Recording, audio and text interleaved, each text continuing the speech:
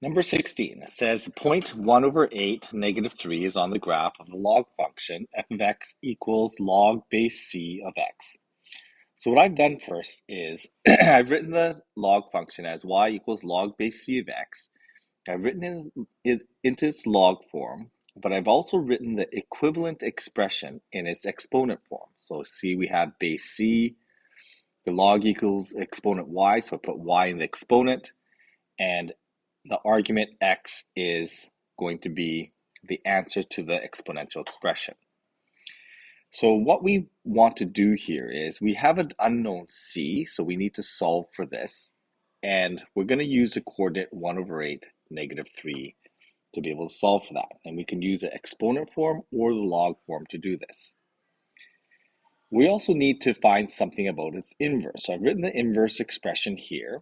So I've written the inverse in terms of the exponent form. So I'm going to switch the x and y in the exponent and the and the argument. So I end up y equals cx, or I can use the equivalent log form of that inverse.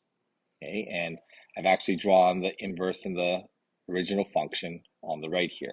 Okay, the first function is a log function and the inverse is an exponential function.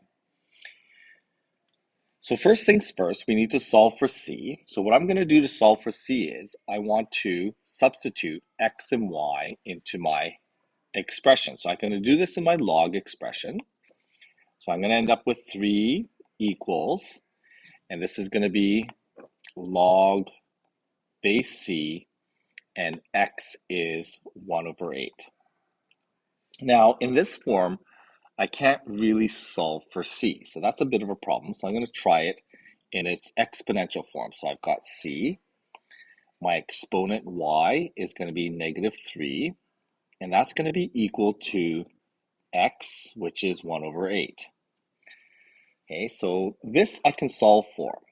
So first thing I'm going to do is I'm going to get rid of that negative exponent. So I'm going to make this c to the power 3, and I'm going to use the reciprocal. That's equal to 8. And then I'm going to cube root both sides of this. And cube rooting both sides, I'm going to end up with c equals 2. So that's the first thing. Now I can write my log expression, my function, log function, with base 2. So there's my log function. And the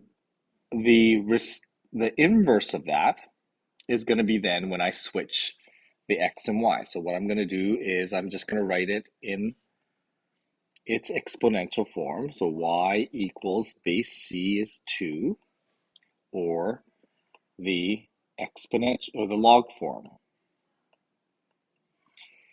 Okay, and whichever one's going to be easier to use to solve for the next part of the problem, I'm going to use. So in this case here, I've been given 4 and k, and I need to solve for k. So I'm just going to plug that into both expressions. So y equals k, and x equals 4. Well, that's pretty straightforward. K is equal to 16. Okay, so I've actually solved for k. Now, if I put it in the other way, x is 4, and y is k, notice that the log form, well, this isn't that useful. Okay, it's not that it's wrong, it's just not that useful. So that's why the exponential function is what we use to solve for k. So k ends up being equal to 16. So if I take a look at this graph here, there's my original log function, the coordinate at 1 over 8, negative 3. And then the inverse function is in red. When I take x equal to 4, I can see that y is equal to 16. Yeah, that's all consistent. And it's dealing with my original log function and the inverse, which is an exponential function.